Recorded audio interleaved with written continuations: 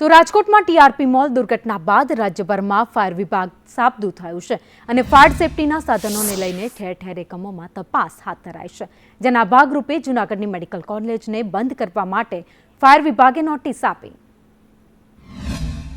Medical કોલેજમાં કોઈ જાતની ફાયર અને સલામતીના સાધનો ઉપલબ્ધ ન હોય, કોઈ ફાયર સિસ્ટમ ઇન્સ્ટોલ કરેલી ન હોય, જેમાં wet riser, sprinkler, smoke detector, downcomer, hose reel, yard hydrant, તમામ અંડરગ્રાઉન્ડ ટેન્ક, ઓવરહેડ ટેન્ક, આ તમામ પ્રકારના સાધનો, આ ઉપરાંત પંપ હાઉસ પણ એમાં જરૂરી છે. આ કોઈ પણ સાધનો ઉપલબ્ધ ન હોય, છેલ્લા 1 વર્ષથી તેમની સાથે પત્ર વ્યવહાર મહાનગરપાલિકા ફાયર શાખા દ્વારા ચાલુ હતો. તાજેતરમાં તે લોકો દ્વારા